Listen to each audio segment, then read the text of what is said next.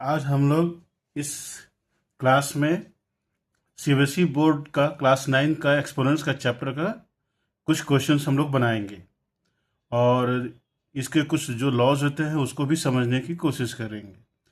तो यहाँ पर हमने 4 लॉज लिखे हुए हैं। एक्सपोनेंट्स में हम लोग हमारे पास 4 लॉज होते हैं, तो उसको पहले हम लोग देख लेते हैं।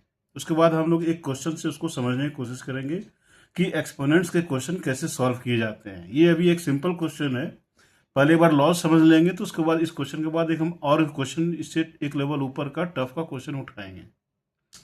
तो ये जो 4 लॉज होते हैं उसमें से पहला लॉज क्या है, ये हमारा बेस है, इसको बेस कहते हैं, ए को, इसको पावर कहते हैं। अगर A to the power of M multiply by A to the power of N हुआ, इसको हम लोग इस तरह से डिनोट कर सकते हैं, A to the power of M plus N. ठीक है, ये हमारा कोई भी रियल नंबर हो सकता है। उसी तरह से अगला लॉ है A to the power of M divided by A to the power of N is equal to, हम इसको कैसे लिख सकते हैं, A to the power of M minus N.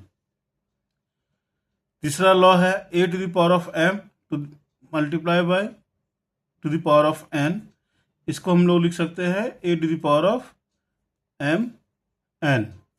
ठीक है, अगला लॉ है A to the power A और बी का होल ब्रैकेट का to the power of M, इसको हम लोग लिख सकते हैं A to the power of M B to the power of M, मतलब ये पावर दोनों पर समान रूप से लग जाएगा। ये 4 लॉज होते हैं एक्सपोनेंट्स के। जितने भी एक्सपोनेंट्स के जो क्वेश्चन बनेंगे इस 4 लॉज के थ्रू हमारा बन जाएगा। अब हम देखते हैं कि इसमें कौन सा लॉ इस क्वेश्चन को सॉल्व करने में हमारा लग रहा है, और हम इससे हम क्या करेंगे, एक्स की वैल्यू निकालेंगे। जब भी इस तरह से क्वेश्चन होता है इसमें हम लोग को एक्स की वैल्यू निकालनी होती है। इसको हम लोग कहते हैं सॉल्व या सिंप्लीफाई। इस तरह से इस क्वेश्चन को हम लोग बोलते हैं कि सॉल्व दिस क्वेश्चन। ठीक है, तो हम लोग इसको बनाते हैं। कैसे बनता है, हम इसको सिंपल सा मल्टीप्लाई कर देंगे, जहां भी जैसा है उसको हम एक्सप्रेस करते हैं। तो ये 3 multiply by two the power of X हो जाएगा, 3 multiply by two the power of X. इन दोनों बीच में प्लस साइन है तो ये प्लस 3। ठीक है, 3 दोनों से मल्टीप्लाई हो गया, minus two the power of x. हम इसको टू डी पावर ऑफ 2 भी लिख सकते हैं इस तरह से। क्यों, यहां to the power of x plus 2 को हम लोग एक्सप्रेस करेंगे सेम बेस पर, तो इस तरह से लिख सकते हैं। ये वाला फॉर्म, ये लॉ लगेगा, A to the power of M plus N को हम A to the power of M into A to the power of N, यहाँ भी two the power of x plus 2 को two the power of X multiply by to the power of 2, इस तरह से लिख सकते हैं। ये हम क्यों कर रहे हैं अभी हम बताते हैं। ठीक है, प्लस 5 इक्वल टू 0 हो गया। अब हमें इसका करने की क्या जरूरत हुआ, ये हम लोग यहाँ देख रहे हैं कि to the power of x इधर भी है, to the power of x इधर भी है, तो इसको हम लोग कॉमन बनाने की कोशिश करेंगे। इसलिए हम लोग को इस तरह से इसको सिंप्लीफाई करना पड़ता है। इसको हम अगला स्टेप्स बनाते हैं। इसको हम लिख दिए as it is, 3 multiply by to the power of x minus 2 square multiply by to the power of x भी लिख सकते हैं इसको इस तरह से। मैंने इसलिए लिखा है तो सो दैट की यूनिफॉर्मिटी रहेगा दोनों में, प्लस 3 प्लस 5 इक्वल टू 0 है ना। ये 3 को इसके साथ हम ले आए, कॉम्बाइन कर दिए यहाँ पर दिखाने के लिए। ठीक है, चाहे तो हम डायरेक्ट यहाँ पर ऐड कर सकते थे, लेकिन यहाँ पर इस तरह से दिखाने के लिए यहाँ पर कॉम्बाइन कर दिया। अब इसको हम सिंप्लीफाई करेंगे। यहाँ पर क्या है, to the power of x common हो गया है ना। तो अगला स्टेप में हम क्या करेंगे, to the power of x को कॉमन कर देंगे, ओपन ब्रैकेट, इस यहाँ पर लिखेंगे 3, इसका 3 और माइनस ये to the power of square को क्या लिख सकते हैं 4, इस तरह से, प्लस इन दोनों को सम किए 8 इक्वल टू 0। ठीक है, अब ये देखिए क्या हो गया, यहाँ पे 3 माइनस 4 कितना हुआ, -1, -1 multiply by to the power of x plus 8 is equal to 0। फिर इसको हम लोग लिख सकते हैं minus to the power of x plus 8 is equal to 0। अब हम इस माइनस 2x है। जब हम इसको इज इक्वल टू साइन के दूसरे साइड में ले जाते हैं तो हम जानते हैं पहले से ही कि साइन हमारा पॉजिटिव हो जाएगा, नेगेटिव से पॉजिटिव हो जाएगा, अगर पॉजिटिव जाता है तो नेगेटिव हो जाता है। ये हम ऑलरेडी पहले से जानते हैं। तो हम क्या करेंगे, हम उस साइड ले जाएंगे। नेक्स्ट स्टेप में क्या लिखेंगे, 8 is equal to the power of x। ठीक है। अब हम लोग को क्या करना है, अगर हमें मालूम है, हम जानते हैं कि 8 को हम 2 के रेस्पेक्ट में हम इसको एक्सप्रेस कर सकते हैं, ये हम पहले से जानते हैं। ठीक है, तो हम इसको क्या करेंगे, हम इसको 2 द पावर ऑफ 3 लिख सकते हैं। परफेक्ट। अब हमारा यहां पर बेस सेम हो गया।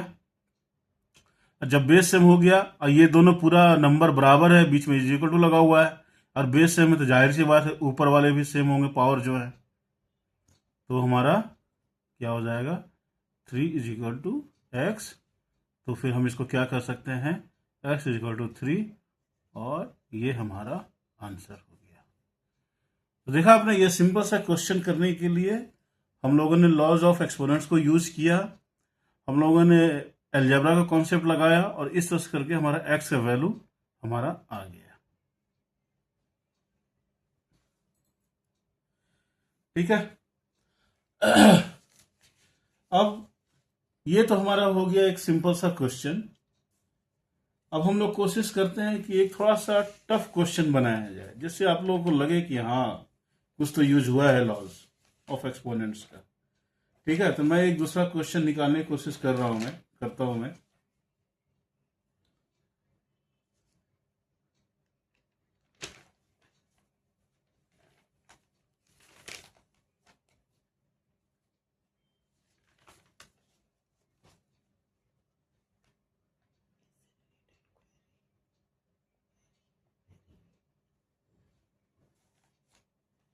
अगर जब तक मैं दूसरा क्वेश्चन लिखता हूँ इसके, तब तक आप लोग ऐसा देखिए, अगर आपके मन में कोई सवाल आ रहे हो आप कमेंट्स में लिख सकते हैं।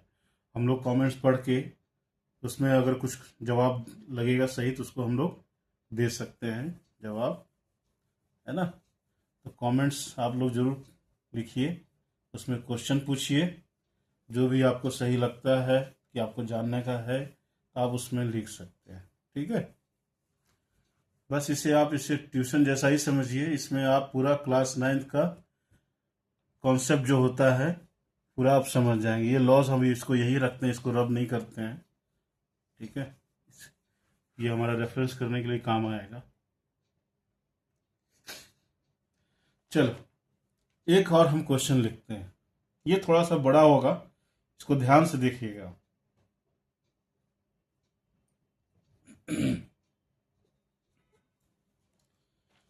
क्वेश्चन है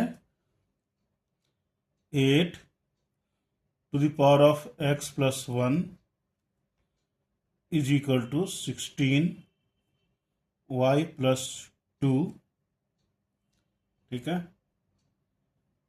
and 1 by 2 to the power of 3 plus x is equal to 1 by 4 to the power of 3y।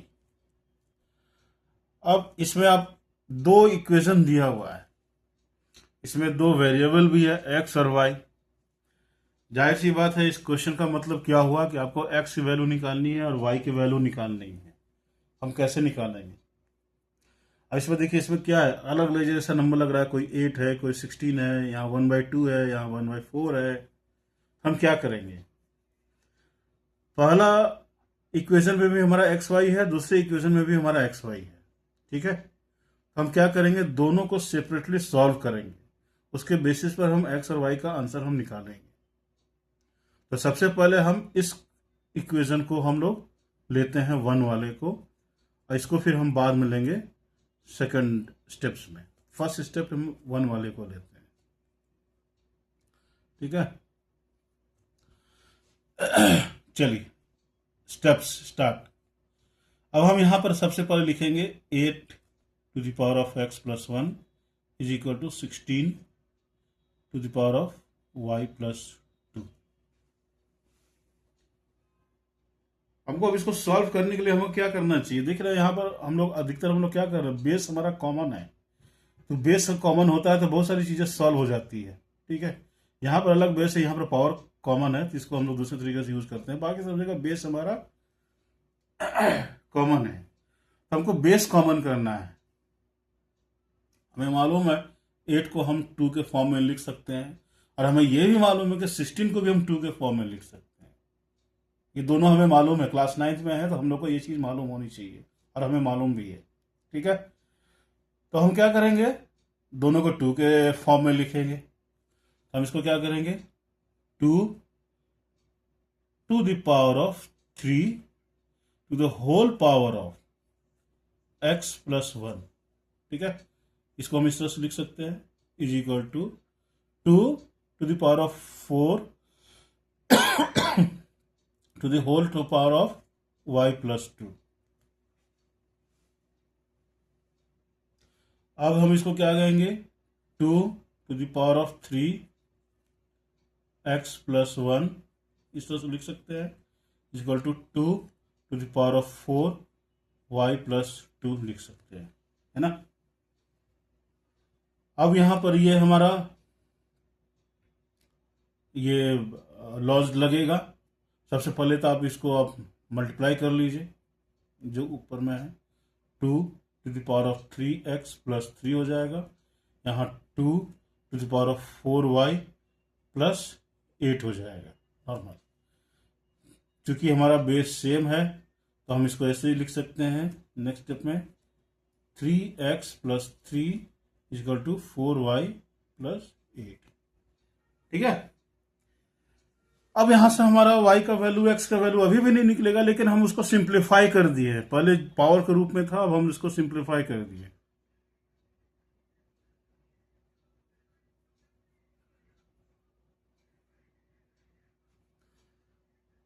3x इस 4y को इधर ले आएंगे, 4y इक्वल टू 8, इस 3 को इधर ले जाएंगे, -3, तो 3x minus 4y equal to 5। ये हमारा सिंप्लीफाइड है इस इक्वेशन का, ये सिंपल इक्वेशन बन गया। ठीक है, ये एक हमारा रिलेशनशिप बन गया x और y में, कि 3x और 4y के बीच में जो डिफरेंस है उसका वैल्यू 5 है। अब हम आते हैं सेकंड स्टेप्स में, सेकंड इक्वेशन। यह है 1/2 to the power of 3 plus x equal to 1/4 to the power of 3y। इसको भी वही कोशिश करेंगे। देखें यहाँ पर 1/2 है, यहाँ पर 1/4 है। 4 को हम 2 के रेस्पेक्ट में हम लिख सकते हैं, ये हम जानते हैं। तो हम यहाँ लिखेंगे 1/2 to the power of 3 plus x equal to 1/2 square to the power of 3y। ठीक है, हम ये जानते हैं कि 1 का स्क्वायर 1 ही होता है, तो हम इसको फिर से इस तरह से लिख सकते हैं 1/2 3 plus x equal to 1/2 to the power of square whole to the power of 3y। इस तरह से लिख सकते हैं। अब इसको यहां पर लिखते हैं। ठीक है, अब इसको हम यहां पर इस तरह से लिख दिए 1/2 to the power of 3 plus x is equal to 1/2। अब इन दोनों को मल्टीप्लाई कर देंगे, ये फॉर्मूला लगा करके a to the power of mn को a to the power of m into to n, इस दोनों को फॉर्मूला लगा के कर देंगे, यहां पर आ जाएगा 6y। अब यहां पर बेस सेम हो गया, 1/2 बेस सेम है, तो हम यहां पर लिखेंगे 3 plus x equal to 6y, यानी कि